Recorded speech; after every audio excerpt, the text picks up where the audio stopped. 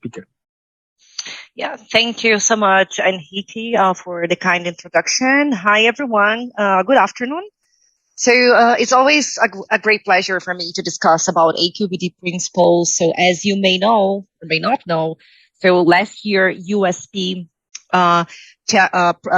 published a new chapter, right? The chapter 1220 on the topic analytical procedure life cycle.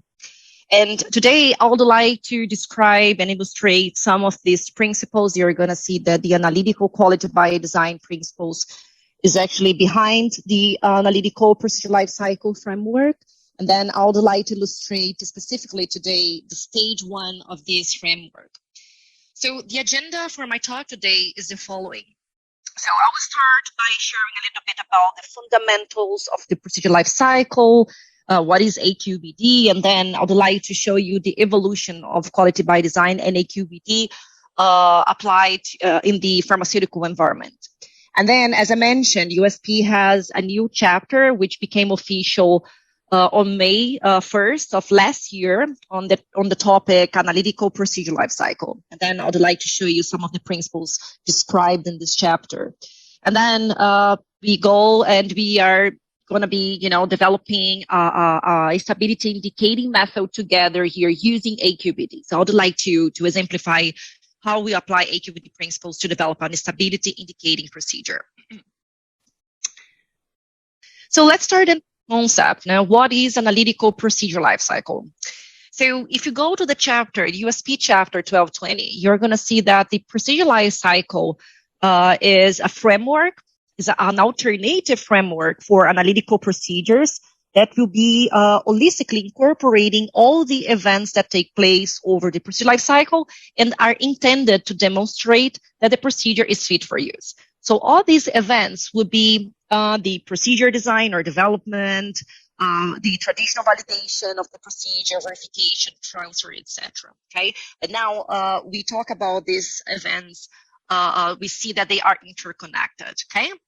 And in a few words, we can say that the procedure life cycle is actually the evolution of the procedure validation concepts, which is driven by quality by design principles. So here on the right side, you find actually which are the pillars or major enablers of quality by design principles, right? So you see that the idea is to acquire knowledge, acquire understanding about procedure performance, by implementing sound scientific approaches. And with that, with knowledge at hand, we can then identify risks and then acquire knowledge and manage risk and knowledge, right? With that, we can design conscious strategies to ensure that the procedure is fit for use. If you go to the ICH-Q9, so this was published in 2004. So this talks about pharmaceutical development. So actually, this was the first ICH guideline introducing the concept of quality by design, but applied to the formulation of pharmaceutical products, manufacturing of pharmaceutical products. So there you find the concept of QBD. So it said that QBD is a systematic approach to development that begins with predefined objectives and then emphasizes product and process understanding and control. And all of this based on sound science and quality risk management. So although ICH-Q8 doesn't talk about, applying all these concepts here to manage the analytical procedure life cycle. So we understand that all these aspects here, they apply to procedures, right? Analytical procedures. And then if we use all these principles here to design a procedure and then ensure that is fit for purpose, right? So we say that we are implementing analytical quality by design principles. So we can say that AQBD is a systematic approach where we will start by defining the objective, the intended purpose of the procedure. So this has a new name, let's say. So this is called analytical target profile. And remember this later because this will be, this is a new element included in the new ICH draft guideline Q14 and also mentioned in the ICH Q2 revision 2 for validation of procedures, okay? And this approach will help, acquire understanding about procedure performance, and then we are able to design control strategies and all of this based on sound science and quality risk management. So sound science and quality risk management are the major enablers of AQBD, right? If you go back now to the chapter 1220, okay, so you're going to see that the procedure life cycle emphasizes the importance of these two enablers applied to procedure, design, validation, etc. So it means that the analytical procedure life cycle described in the chapter 1220 is an enhanced approach driven by analytical quality by design principles. Well, on this slide, I show you the framework, the procedure life cycle framework you find in the chapter 1220, right? So basically what we have the analytical target profile, the ATP, which is the intended purpose of the procedure, and along with the objective of the procedure. So we also list performance requirements, which can help us derive criteria and then guide stage 1, 2, and 3, right? So, and then you see here that we have 3 stages. Stage 1, the procedure design. Stage 2, based on the procedure life cycle framework, the name is called analytical procedure performance qualification. And this may include the traditional validation, verification, and transfer, okay? And then a new term here is stage 3, where we should be conducting a continuous exercise of monitoring procedure performance.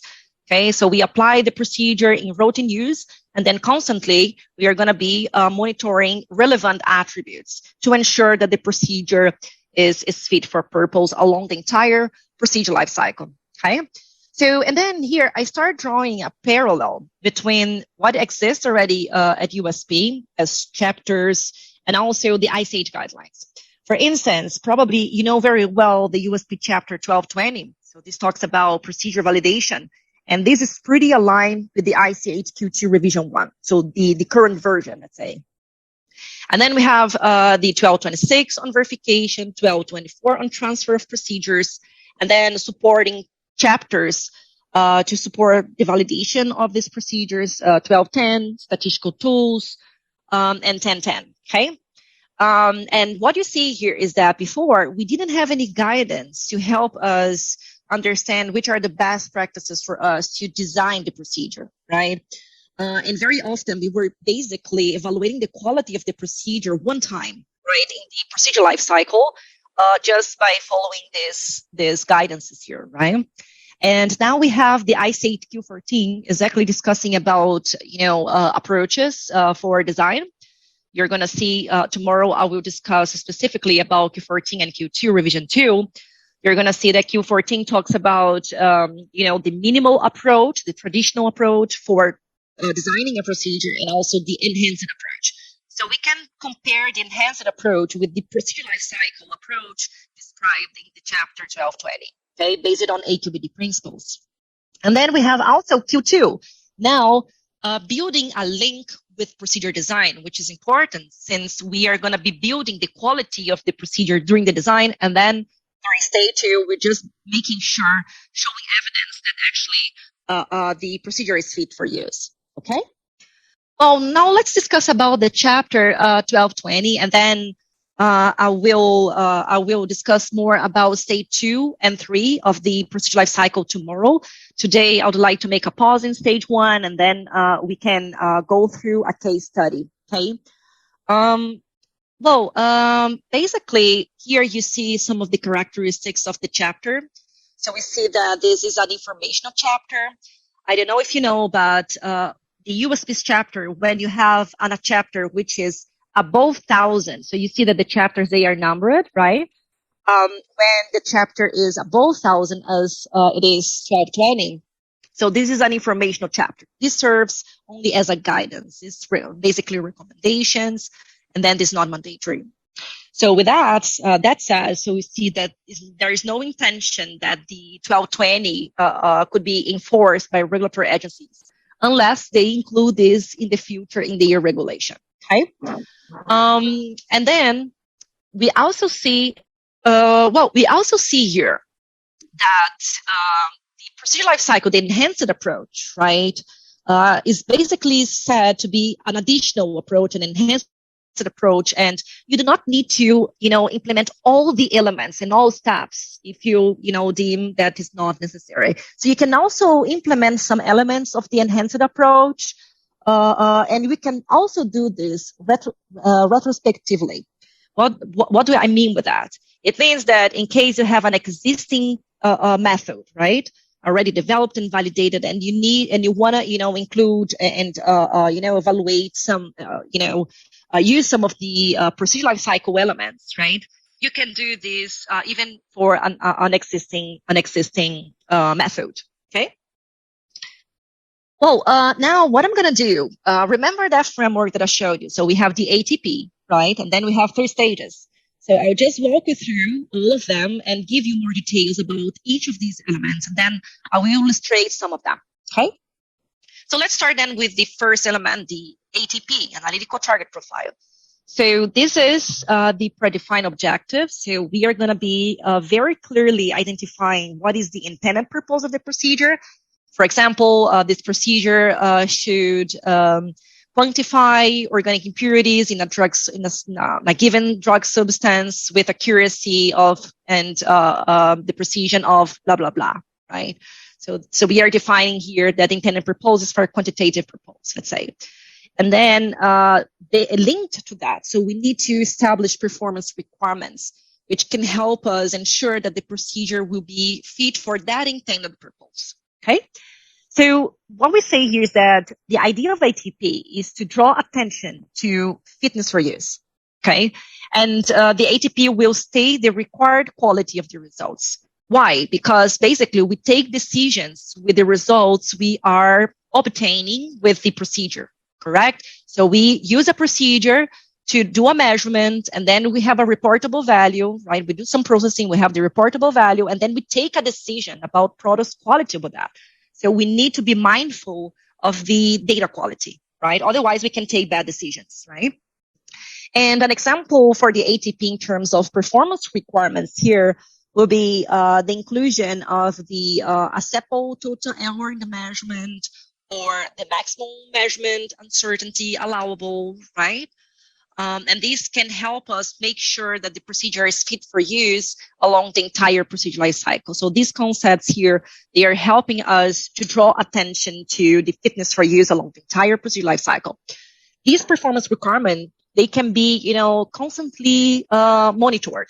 Like this will facilitate the selection of the analytical technique, right? This is going to facilitate the procedure design. So I'll be designing the procedure in a way that I will select conditions that will help me minimize the variability till I can meet the maximum allowable variability that I established before. So just to give an example. And also will help with stage 3, which is performance monitoring of the procedure performance that we will be evaluating during routine use when we apply the procedure. Well, and why is it important actually to understand the impact of variability associated with the measurement, right? So I guess this is the next question we have. So simply because these can influence the decisions to be made in terms of product conformance, right? And we know that this can pose significant challenges, especially when the results are pretty close to the specifications. And we know that regardless of the method that we developed, when we do repeated measurements of the same sample, this will generally produce different results if the system, for sure, is sufficiently sensitive for that, right? So we know that all measurements have many potential sources of variation. And when we give like a close examination of the performance requirements that we usually monitor during the traditional validation, like selectivity, linearity, right, and other performance characteristics, you're going to see that all of them focus on 2 primary aspects of the measurement, which is the bias and the precision, okay? So bias, as you can see here, is how close the measurement is on average. So this is the average, right, of the measurement observations. How close this is to the true value that is being measured, okay? And this is also referred to systematic error. And then the precision will describe actually how much the measurement will vary randomly under routine use and is referred to random error. Having these concepts in mind, right? So we can start discussing about the performance requirements you can include in the analytical target profile. So first discussing about the traditional criteria. So what is the criteria that we use to assess, for instance, precision and bias? usually we apply, we assess this individually. We assess first precision, we assess then bias, right? And then we see that the traditional criteria is somewhat different from the performance requirement proposed to be part of the ATP. Okay, because the traditional criteria does not consider actually total procedure variability. I'm not saying that actually we cannot, implement acceptance criteria to assess individually precision and bias, but having an understanding of the total procedure variability, this may help us define suitable criteria to assess independently the bias and precision. Okay, looking at this graph, we see that at the boundaries, there is no trade-off between bias and precision, right? So in this case, we see that it's possible actually to accept this point here, where we have high bias and low precision, okay?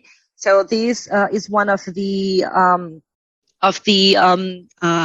let's say, disadvantages of using this traditional criteria, right? So it's possible that we validate something and then in the future, when we transfer this to QC, actually we have issues, and then we see that actually we have issues and the method is not fit for purpose, right?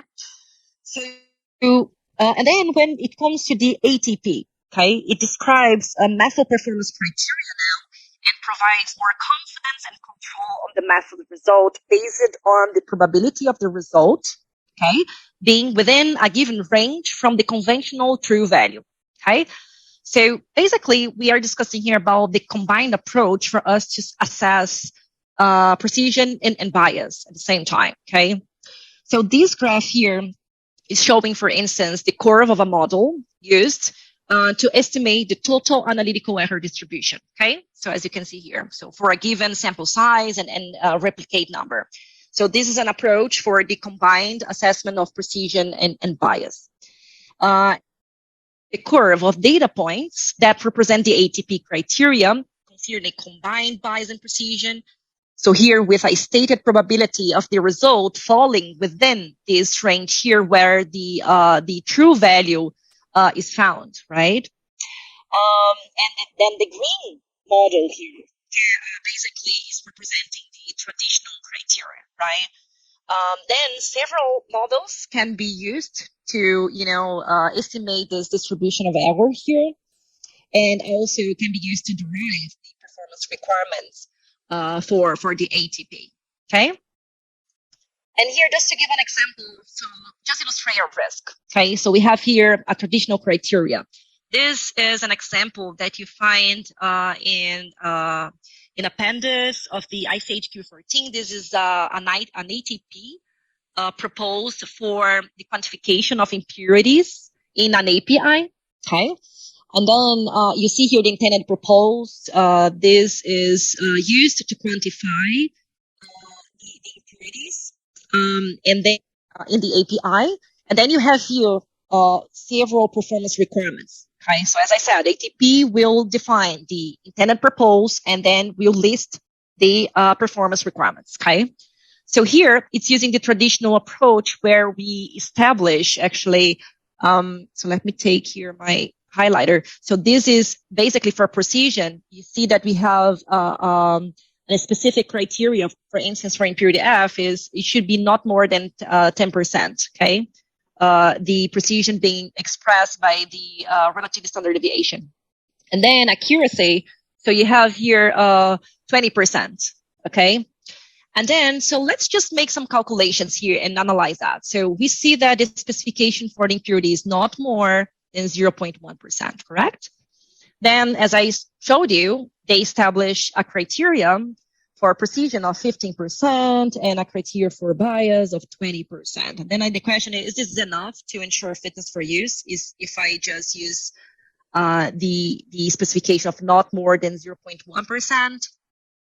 And then what we are doing here, we are using a very simple equation here to derive or to estimate the combined measurement uncertainty for this response here, which is a quantity, okay?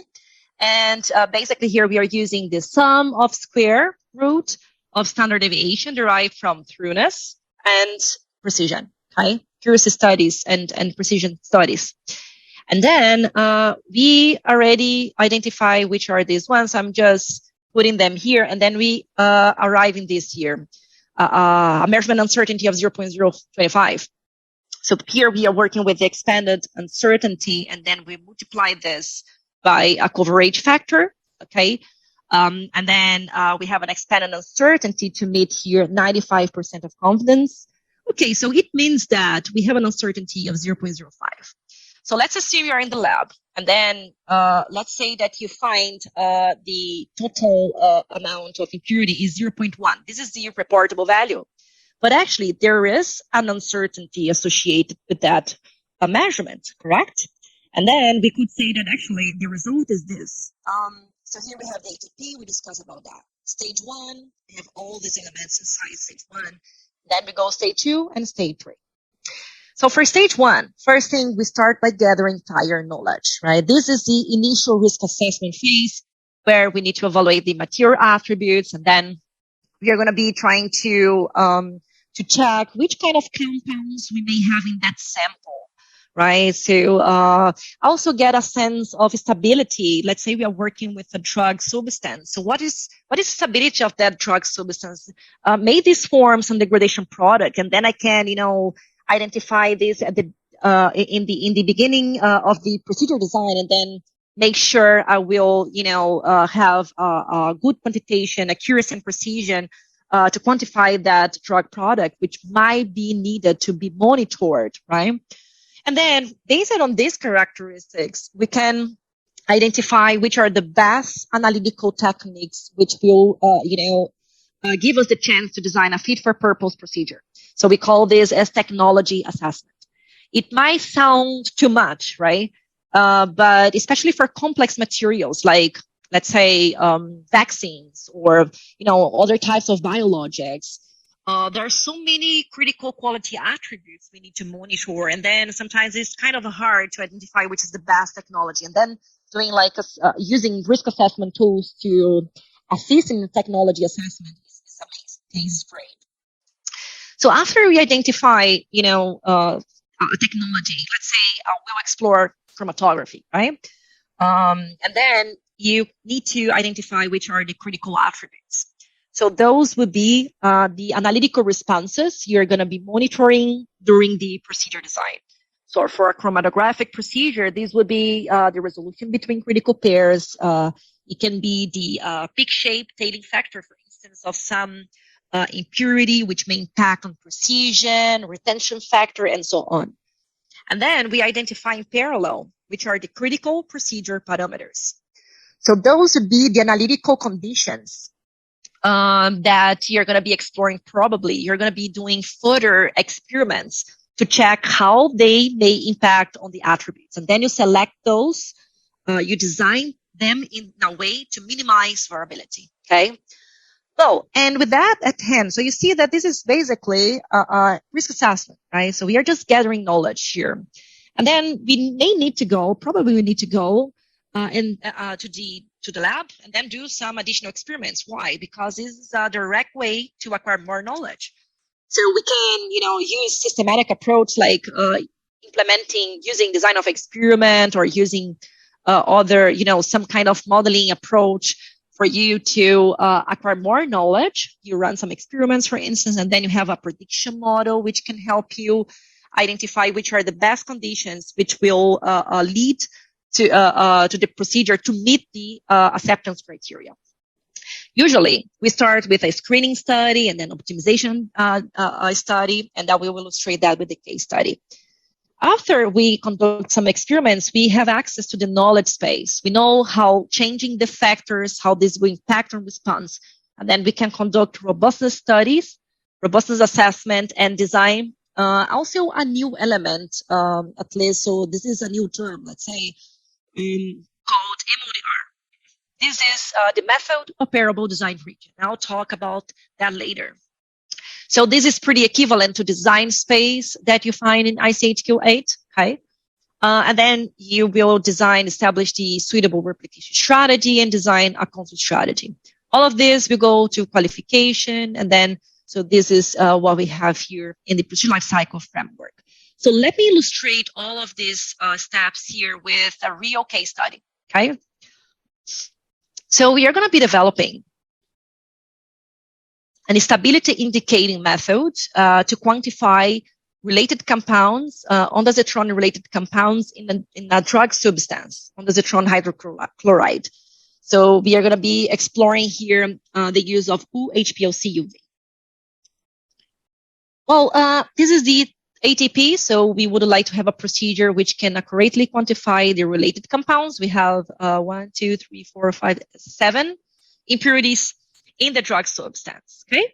And then again, so we start, what should we do here? So we should start by gathering prior knowledge. First, okay, so we have the ondansetron API. So let me check which might be the impurities, the non-impurities in the literature, go to compendial monographs, go to papers, right? Or you can even evaluate the API. So here, we know the structure. We have found all of these non-impurities here, and we may even use in silico tools to identify potential degradation products, or even run pilot stress testing before starting with the procedure design. Because then we are able to identify potential degradation products that should be monitored, right? Otherwise, what we do today traditionally, we develop a procedure, and then at the end, with the non-impurities, and then at the end, you need to run or to carry out the degradation studies. And then you realize you have actually a degradation product above the reporting threshold. You need to monitor that. And for this, you need a selective procedure. And then this is colluding with an impurity.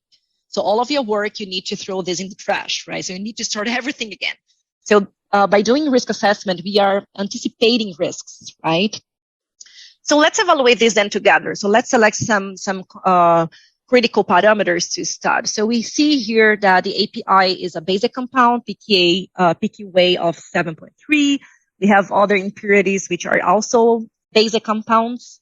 We have impurity F and E. They are also basic compounds, very polar and basic compounds. And then by looking this, I see, oh my God, so we may have issues if we work with reversed phase chromatography, because we may not get like good retention of these polar compounds, correct? And then we say, okay, so we are doing risk assessment, okay? So we are doing like a brainstorming of ideas to identify the critical parameters to be studied and identify the best technology to be used. So we say here, okay, it can be that if I work with the reversed phase chromatography, I need to work with ion pair reagents. So I would check. And then you see, okay, so if I have polar compounds, maybe I will just go ahead and work with HELIC, okay, because all of them are ionizable compounds. I can explore ionic exchange and other, hydrogen bonding interactions, blah, blah, blah. And then you have a look here. You have now 2 impurities which are neutral compounds, and now they may be the challenge. So you may not retain very well in HELIC. So all of these conversations, right? So may also include here evaluating the toxicity. Why? Because we know that depending if this is toxic, right? For instance, a genotoxic impurity, you may need to, monitor this at a very low level. And then if you select chromatography here, let's say, and you don't have like a sensitive procedure, right? Then you need to start everything again. So it's interesting to evaluate this information at the beginning too. Well, based on all this discussion, so what we can do, I would just illustrate quickly here a risk assessment tool we used. So this is a cause and effect diagram where I put here the critical attributes like the number of total peaks, tailing factor, retention factor of that very polar compounds. So you're going to see that if I do not use ion pair reagents, then I will have like a retention factor below 0.5. So basically, it's eluding in the that volume, right? So I need to improve that to have a good accuracy, precision in quantification. And then I start identifying the critical procedure parameters. Basically, for chromatography, at the beginning, we want to ensure good resolution, right? Because this is a metric that we can use to, evaluate the quality of separation. And then we see that the resolution is described by efficiency, retention, selectivity. And have a look at these graphs. So you see that factors that impact on selectivity, the term selectivity, will have the largest impact on resolution. For this reason, when I start developing a procedure, I will not start by defining what is the best flow rate, because this will not impact significantly on selectivity. So you're going to find here few attributes, a few critical parameters, which may impact especially on selectivity. Let me summarize here the overall strategy. So we prepared a mixture of the API and all the identified impurities, okay? And then we decided to work with design of experiment, because we can run some experiments by varying all at the same time. We varied here different column selectivity. We explored different ion pair reagents with different alkyl size chain, organic solvents, different types. So this can impact on selectivity. We also blended them to explore a wide spectrum of selectivity of solvents, and we also varied the gradient slope for the gradient program, okay? And now we are going to be running some experiments, acquiring the data, and then if you want, we can now, in a systematic way, identify which are of these factors here will have the largest effect on the response I am monitoring. I can even use, if I want, depending on the design of experiment, I can, build prediction models. And now, even if I didn't test, I will know, the response if this is within the experimental domain. So I have a lot of knowledge here to take decisions. So basically, the best performance conditions for screening one, we selected them, and then we included some additional factors. So we'll go through that in details later. And then the best performance conditions from study two, we selected to conduct the final optimization, develop the MODR, and then finally we go to stress the traditional stress testing studies, selectivity studies, and validation. Okay. So now let me walk you through here. I would like to show you some tools used to allow you to do risk assessments and propose controls for the risk we find. Just to show you that there are available QBD software out there, okay, which can help you go through the framework. So basically, in the software, you can select the variables. Then the software may even help you identify which is the better or which is the best experimental design. Then some of them can communicate directly with chromatographic system. Okay. And then you can export the matrix, you store the analysis, you acquire data, you do data processing, and then you import back the responses to the software where we can start interpreting data. These are, they are not open source software, but you find some of them which are open source software. But you're going to see that the advantage is that this can help you speed up the procedure. And sometimes for you to use like Excel to do design of experiment, you may need to have advanced, knowledge from design of experiment. And usually, those software will help you in taking those decisions. Here, let's go then to screening one. So remember that I varied some factors, columns, organic solvents, right? I'm working here with prediction models. It means that for all these four responses that I'm monitoring, like the total number of peaks, the K prime here is the retention factor of that very polar impurity, right? I have four prediction models, and all of them will have a color, different colors. So here you find the risk criteria that I established, okay, to explore conditions that may meet these criteria. So what I'm doing here, I am projecting the responses predicted by these four models, okay, on these graphs. So what you have here, you have triangles. On the edges, you're going to have, on the corners, you're going to have here the different organic solvents used, okay, for different columns. So you see here different, we have four columns, and I just included here the graphs for two ion pair reagents, the longest ones with a longer alkyl chain, okay? So we can start seeing something here. So the golden rule, don't forget that. So the golden rule here to interpret this is if you find white area, it means that the conditions, they are meeting all these acceptance criteria, which is great because it means that I will have good performance if it's white. So we see here pretty clear that if I work with HFPA as ion pair reagent, with BHCH, with shield column, and HSSC3 column, right? I have a lot of flexibility to have good performance. If I work with an FPA, I already have started having issues, bad performance with these columns. So this is the way we are doing risk assessment and using the knowledge, okay, that we acquired. So another thing here, this is proving actually what we were expecting. This is the most polar impurity, correct? And then sorry, I just heard something here. No, I just continue. It was a noise. No, don't worry. Oh, okay, thank you. Thank you for this.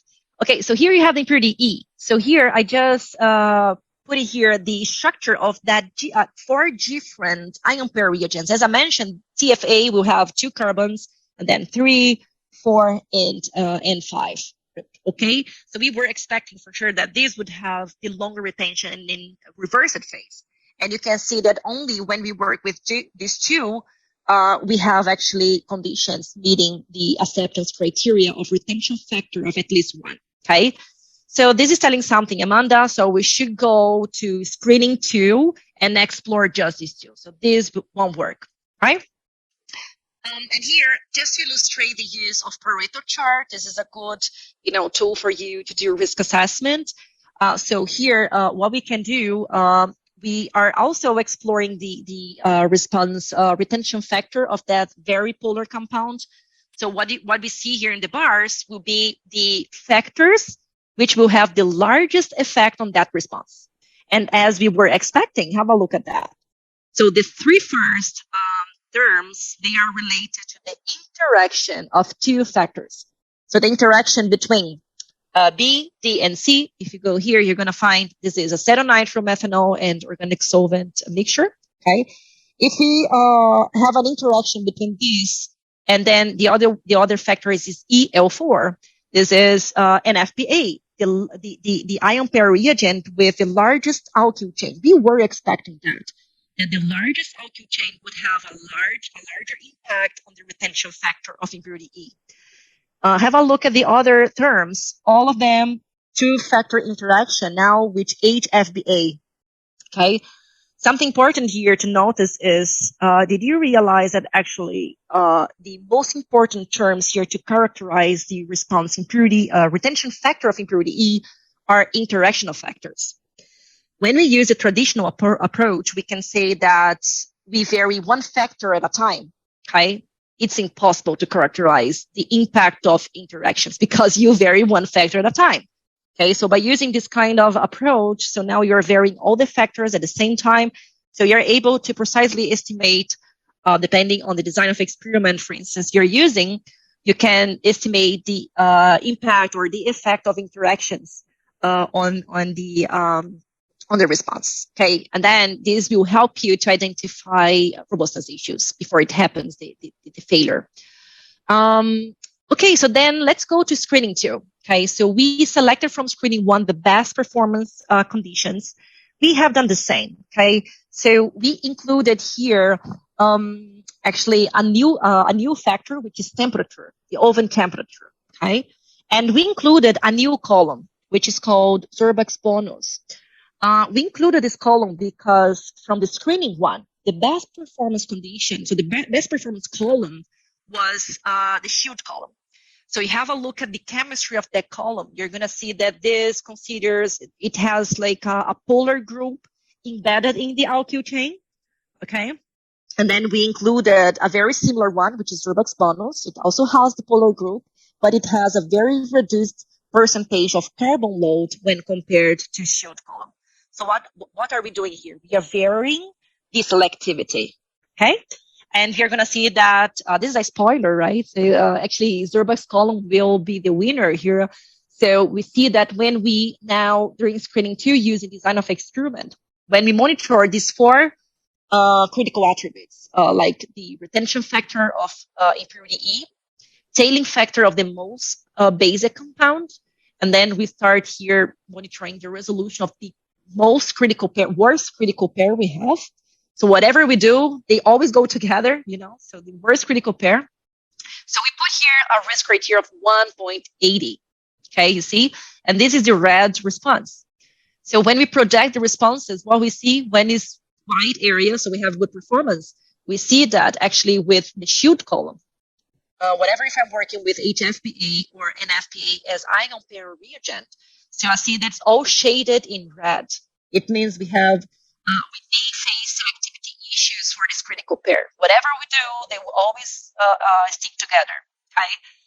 However, when you have a look at Zerbuck's column, oh my God, this is amazing. I can, change the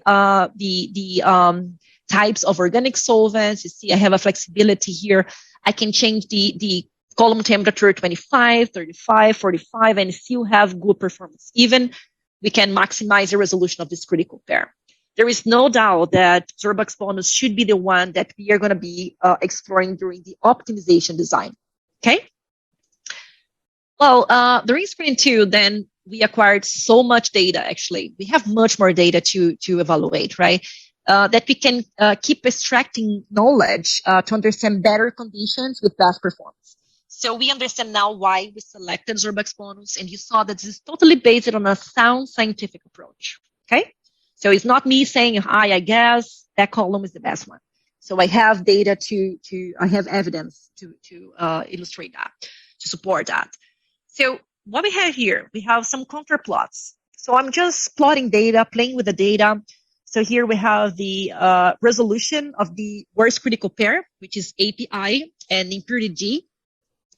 And then we see that when it's red, we are increasing the resolution. This is what we want, right? And then it's pretty easy to find which should be the final conditions, right? For sure, I will set up the oven temperature of 45, which is interesting. Probably if I would be using a one factor at a time approach, I would say, hey,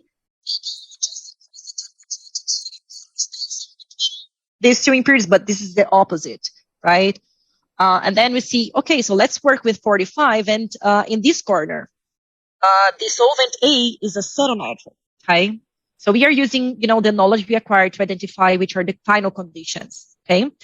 Other point is at this point, we evaluate the chromatogram. So this is chromatogram. So this is pretty concentrated.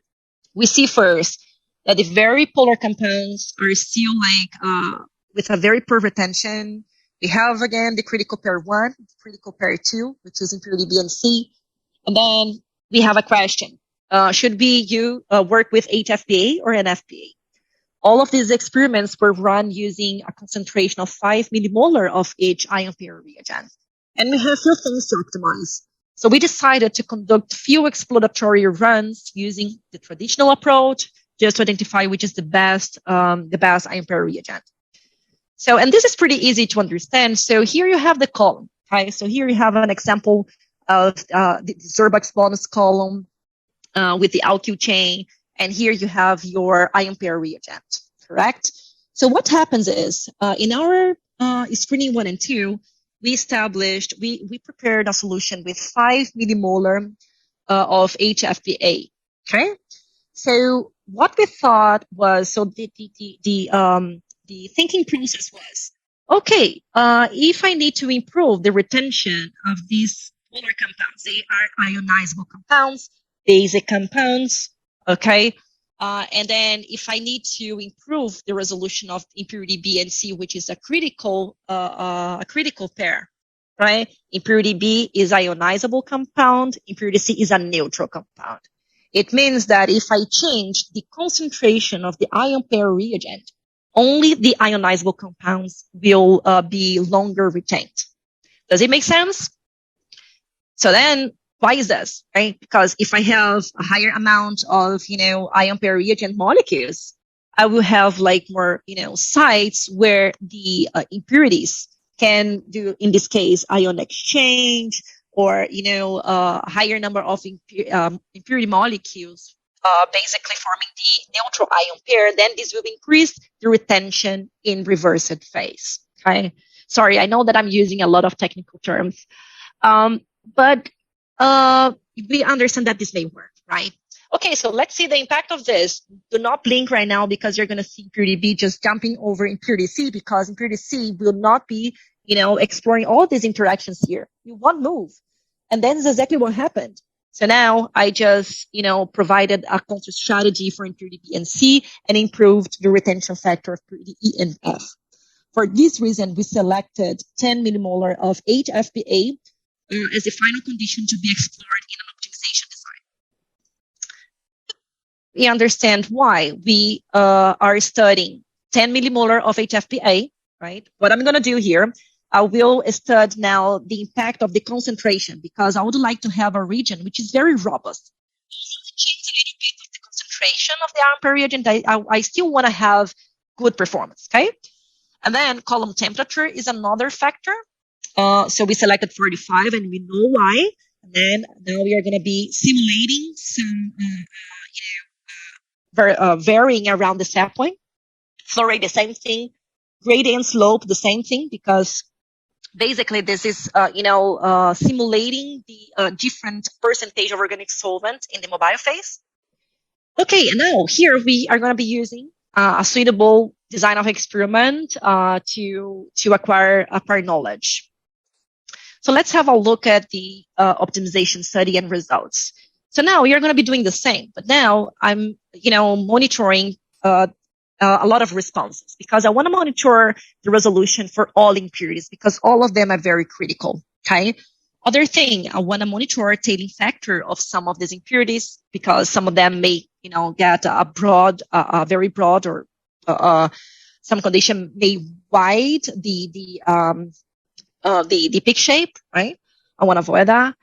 So, and then what I do, I establish the risk criteria. Each response will have different colors, and then I project the responses here on the graph. So you see here the analytical conditions, the final percentage of organic solvent, the different pump flow rate, different concentration of HFPA, and column temperature. Okay. So when it's white, it means all these criteria were met. We have a lot of flexibility here to work. So we have a lot of methods which will be fit for purpose, correct? But one thing is that it's very common using this approach that you just have one injection for each experiment, okay? Or very few replicates of each experiment, as illustrated here. So you're varying all of this, but you just have one observation. Variability associated with that, if I just have one observation. So you are saying no, so I cannot hear you, unfortunately.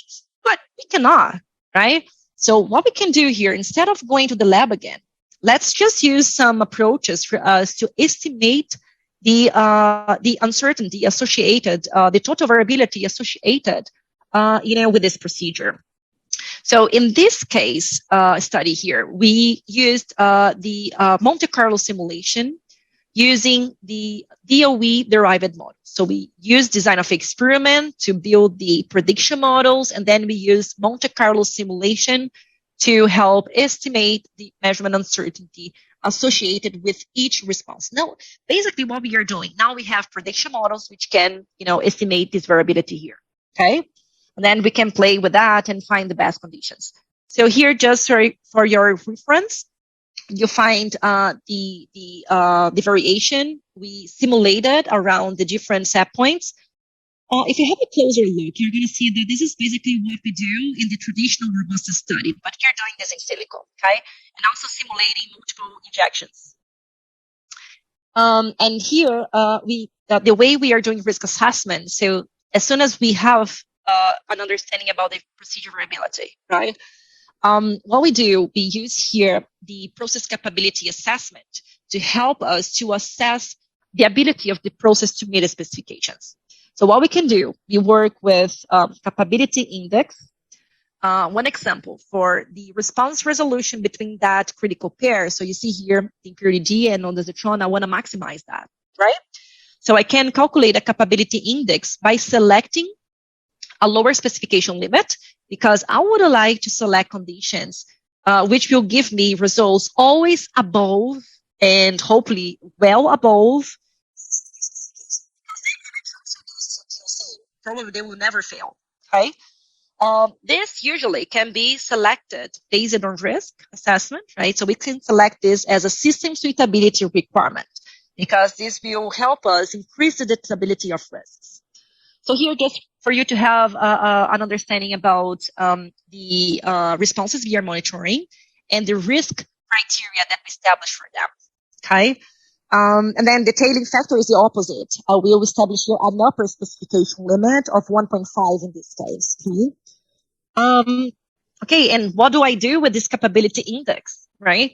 So basically what you can do, the risk evaluation phase, you're going to be comparing the risk against the given risk criteria, okay?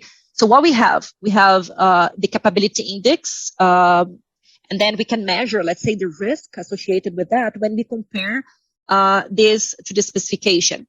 So when we work with conditions with capability index of 1, it means that the average value is going to be 3 standard deviations of the specification limit, okay? So if we assume here, so I'm assuming, okay, that the data is normally distributed just for illustrational purposes. So if you assume this with 3 standard deviation, we expect that 99.7% of observations will fall within the specification limit. And this is great. There is a risk of only 0.3% falling outside, right? If I'd be more stringent, then I work with conditions with 1.33. This is 4 standard deviation apart. It means that 99.9% is going to be within. And then if I work with 2, so you see that if I work with higher capability index in this case, so I am de-risking that the procedure will fail in the future. So usually we try to work with capability index equal or above 1.33. But it might be also possible to work with capability index of 1, okay? And I'll give an example. So let's go back to our study now. So remember that we have all these prediction models without estimating the variability. So then we project that. We have great wide area. What I'm going to do now is, after estimating the procedure variability, right? The procedure variability, I will project the new prediction models estimating the prediction variability, the procedure variability. So you see them here, right? And now look what happens. It means that if I consider the procedure variability, I have actually issues. The criteria will not be met. It means that before I had an acceptable mean performance, but lack of robustness. Okay, so you see that the white area was narrowed down. So now we can start playing and design the procedure, the conditions.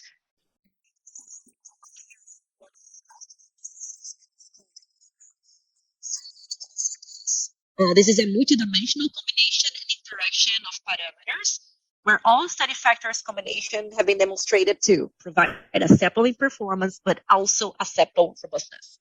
And with that, we ensure the ATP, so we can also compare with the performance requirement is stated in the ATP. However, looking at this, it was so much work. And then I have such a narrow MODR or operating range. No, I can improve that. So now is when we can really demonstrate when we are designing the quality we wish or designing the procedure during procedure design, which is the first stage. This is also a way for you to describe what is AQD. So here what we have. So we are considering conditions for all that monitored responses. We are considering only conditions with capability index above 1.33. Okay, for standard deviation apart from the specification. And then what you say is, hey, have a look at this. So let me see here. The flow rate. Okay, so you see that we are considering a range between 0.44 ml per minute till 0.36. So this is the range we are considering. What about applying a restriction? Narrowing down the range of the flow rate to see if I get better or more robust procedure. Okay, so then I'm designing the conditions in a way that I'm improving, actually. So I'm applying a restriction in the range of the factors. My procedure is not that robust, but is robust within this ranges here. Correct? Okay, so I have a wide area, but I can still improve this. So again, I changed it a little bit, the flow rate, the percentage of organic solvent, and then I found better robustness. So procedures with better robustness. So now I will just take some risk here. I will accept a risk for this response here. which is, this green response. So it seems there is something critical.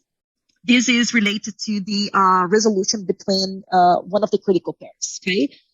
Then I will say, okay, for this resolution of these critical pairs,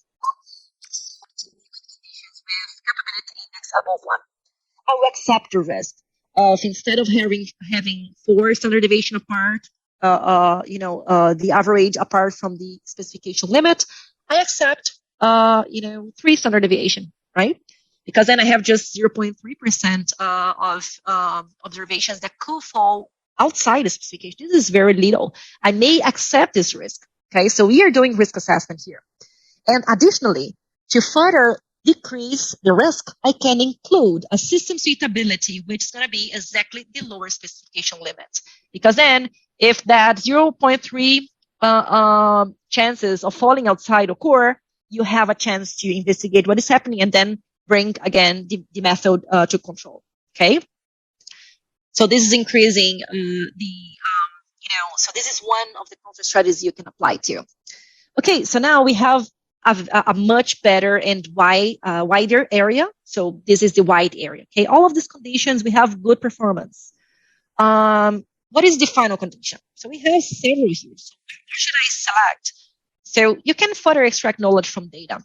So here, just to give an example, so you can explore if you use a surface response methodology. So you can build these response surfaces. Just an example. So this year, remember that the response, which is the resolution between the critical pair, impurity B and D, this is this response here in green, okay? So this is critical. So what I'm going to do is I will just find a condition where I'm maximizing the resolution. And it's pretty clear to see that here we have a maximum. So here we have the resolution, we are increasing, right? So here we have the resolution, and here we have 2 factors. So let me just plot in 2D. And then it's easier to say. So here we have the concentration of ion per reagent going from 6 to 12. And here we have, the temperature. It's easy to see that if we work here with around 10 millimolar and then 45 Celsius degree, I'm improving, I'm optimizing the resolution. Okay. So this is a way for you to provide evidence that here should be your final condition. So you can justify why you're selecting that. So now you know how I selected this point. Okay. Let's check the robustness of this procedure. So you check, oh, amazing. This is the robustness level I designed before. And everywhere in the white area here, I will have the same level of the minimum level of robustness will be met. It means I may have better, procedures with less variability, but at least, okay. So let's simulate the change within the MODR, within that region we studied before. It still has the robustness level that we designed. Okay, and this is one of the reasons for you to find in the chapter 1220 and in the ICH Q14, which talks about analytical procedure validation, that if you do changes of the analytical conditions within the range that you qualified before within the MODR, okay, here is the wide area. It might not be needed further experimentation. And this can help reduce, the burden in the industry, because we know that everything we change after, submitting the application, the dossier, right? If you change something, you need to report again to the you need to report this to the regulatory agency and conduct full validation, even if this is a small change. So now you have data to do knowledge management and show that actually do risk assessment if you do a change, right? If you do these movements outside, then you need to validate. So this is the same. You find the same in the ICH Q14. And then these may have some implications, right? So the MODR, all this region here can be omitted in dossiers as extra knowledge about procedure performance. This can facilitate risk assessment management, provide flexibility for post-approval changes, etc. Okay? But you're going to see that actually the MODR, so have a look at the wide area again. So in all these graphs, so you're going to see that this is not, symmetric. This usually is a multidimensional region because we have several factors, right? So here I'm just plotting 2D, but we could have like several, dimensions. If I plot different factors, and then you think, oh my God, it's really hard to experimentally validate the MODR. Okay. So by doing the validation of the prediction models, this is one. So this is the first part, right? The first step. But now I need to select a portion maybe, and which is basically within this rectangle. Okay. And then I will conduct some validation experiments. In this case here, the way we have done, which is not a full validation, okay, just to evaluate the performance, we selected some working points in the center and in the edges, and then we run the experiments. We compared to the observed response with the predicted response. Okay, we calculated confidence intervals, and then we also used that to evaluate the estimate of the response, etc. And now look what we have. So we have so much knowledge, right? We have data to show that you can conduct risk assessment, know what may happen with the procedure and with the quality of your decision that we'll be taking based on the data that you are going to be acquiring that procedure. So here we may have maybe in the future, like monographs, even the analytical target profile, the conditions, and look at this. We may have the ranges instead of a fixed set point. And this is a lot of knowledge to help to provide flexibility for the industry to ensure fitness for use. Okay. Additionally, besides this, we see the system suitability section now. It's not like just a default, criteria. So this was selected based on implementation of a risk-based approach. We know very well why we selected a resolution of 2. Right, we designed a procedure in a way that the measurements in the future will always fall within or above these 2. Okay, and then I just include this here as a check because in case an extra variable, is just, let's say, systematic impacting somehow, you need to investigate what's happening. Okay. Yeah. Oh, and then I have here my last slide. I guess I talked too much, but I guess I am within my time, hopefully. Okay, so here my concluding remarks. I would like to share with you the benefits of applying AQBD principles. Okay, so we know that the procedure life cycle framework and then the AQBD principles. These represent a new approach for developing and validating analytical procedures for medicine quality testing. And this may likely be, this may likely replace in the future traditional approaches. I'm not saying that now is mandatory, okay, but this may happen in the future, like it's happening with the manufacturing process validation. Okay, so we see now QBD principles all over the regulatory recommendations, etc. Okay, and I am saying here this is new, but actually it's not new. I need to recognize that. But it might be, a new way of thinking, okay, that we are seeing even more, being implemented along the years. We have like different industries with different maturities in terms of implementing these elements, okay. For some industries, this might be totally new for some of them. So this is old stuff, okay. And which are the benefits? So we could see clearly that we can acquire better understanding of the impact of the parameters, the analytical conditions on performance. I know very well if I change the, the percentage of organic solvent, I know how this is impact on the critical attributes. If I have this understanding, and I understand the sources of variability, it's pretty easy for me to select for sure that conditions, which will help me minimize the variability and maximize the performance, right? And with that, we can design robust analytical procedures, more robust conditions, work now with an operating range instead of a fixed set point. We can also have understanding and knowledge to identify, more suitable acceptance criteria to be established as criteria for procedure transfer, procedure verification, right? And then the ultimately thing we want here, we want to have data quality. We want to ensure data quality, because if we can ensure data quality, we are increasing the reliability of deciding if a product is out of specification. Okay. And with that, we see that we have more flexibility to do management of the life cycle of the procedure. On a side note, I need to mention this, that when we, after we pass the learning curve and then we learn how to implement all these elements, you're going to see that's pretty fast to apply all of this. And then in a matter of days, you have a lot of knowledge to take decisions. Okay. And sometimes when you start a procedure using a non-factor at a time approach, the traditional approach, okay, sometimes you have no idea when you finalize that. Yeah. So basically what you have here is, after you have like qualified scientists, right, maybe having some software which can help you speed up the development, etc., you're gonna, experience what it's actually the amount of effort and cost to validate procedures.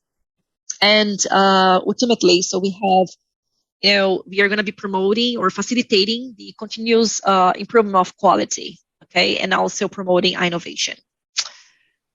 Oh, and with that, so this brings me to the end of my presentation. I always like to share this quote here. Hopefully, it's the first time that you're seeing me talking this, because I'm already sharing this quote along the last few years. So don't blame me, because it's a really good one. So this sticks in mind. So here you have the similar article on analytical control strategy. This is published in the Pharmacopoeia form. Okay, so you can have more details about how to establish control strategies. So there you find this sentence here saying that fundamental to the concept of quality by design is to start with the end in mind. So what is the end? The end is the quality you wish for your product, for your procedure. Okay, and you are designing this during the first stage of the procedure, of the procedure life cycle, which is the procedure design.